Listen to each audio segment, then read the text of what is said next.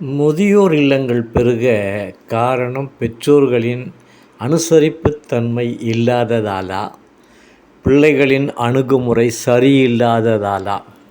இப்படி ஒரு கேள்விக்கு எனக்குள் உருவான சிந்தனை. அனுசரிப்புத் தன்மை, அணுகுமுறை இரண்டுமே உணர்வு சார்ந்த விஷயம், அத்துடன் உறவு சார்ந்த விஷயமும் கூட. போன தலைமுறை, அதாவது 80-90களில் பிறந்து வளர்ந்த தலைமுறை இரண்டையும் ஓரளவுக்கு கடைப்பிடித்தது. அப்போது அங்கொன்றும் இங்கொன்றுமாக முதியோர் இல்லங்கள் முளைத்தன.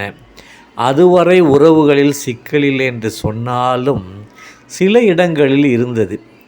இந்த இரண்டும் அதிக அளவில் முதன்மை இடத்தை பிடிப்பதற்கான காரணம் பிரைவசி என்று சொல்லப்படும் விஷயம்தான். முன்பு கூட்டு குடும்பங்களில் அவை இலைமறைக்காயாய் பேசப்பட்டாலும் அதனை கடைப்பிடிக்க அன்றைய தலைமுறை திணறியது.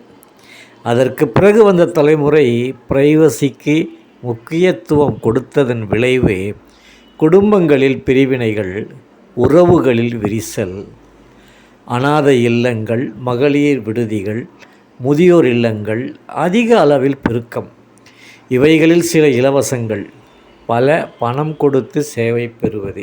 அந்த காலகட்டத்திற்கு நாம் வந்துவிட்டோம்.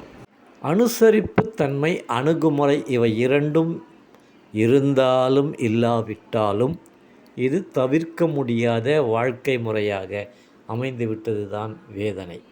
அந்தந்த சூழலுக்கு ஏற்ப நம்மை மாற்றிக்கொள்ள அல்லது மாற தயாராக இருக்க வேண்டும் என்பதை தவிர வேறு இதில் ஒன்றும் சொல்வதற்கு இல்லை. மீண்டும் சந்திப்போம். நன்றி, வணக்கம்.